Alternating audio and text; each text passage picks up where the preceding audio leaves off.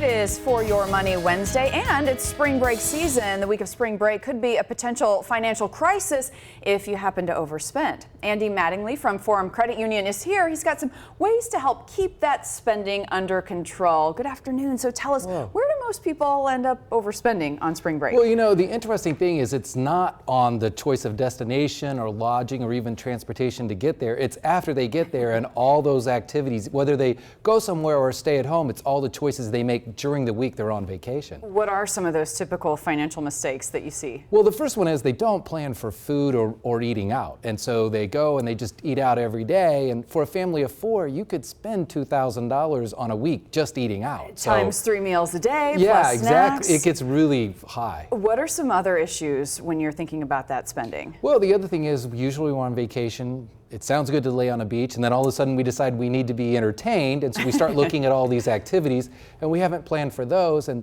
those could run $100 a day or a couple $100 a day, and then the souvenirs that go with it, and before you know it, you've spent another $1,000, $2,000. Why does this happen? You kind of get into that vacation mentality, and you're not keeping a tally? Yeah, because you're using your credit card usually because you don't want to carry that much cash or anything like that, so you're not keeping track of it, and you're on vacation, and you think you should reward and spoil yourself. Get a little caught up in the moment, maybe. Exactly. How do you avoid that overspending, especially like you said, if you're paying with a credit card and it's maybe not front of mind? Well, the big thing is to have a budget for those activities and a plan for those activities and for eating out. So put together a budget that you want to spend each day on all of those things, and then think about tracking it. Well, speaking of the budget, I mean, that is the hard part, staying in that budget, right? Yeah, it's really hard, but you don't have to budget to the penny. Just think about doing it to the nearest $10, and then you can kind of track it pretty easy in your head. What do you say when someone says, I want to be more spontaneous, but how do I do that in a smart way and stick to my budget, or at least be aware of it? Well, I think the big thing is that if you have a plan and you say you were going to spend $200 today on eating out and activities, but you spend $300,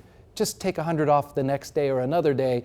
It's not about staying on budget each day. It's about at the end, you haven't spent more than you expected. So you don't overdo it, and then you're just stuck with your beach days. You don't get to sightsee. All right, Andy, where can people find you if they have a question? At forumcu.com. All right, thanks so much for coming in. Thank you. Happy spring break. You're heading out of town. All right.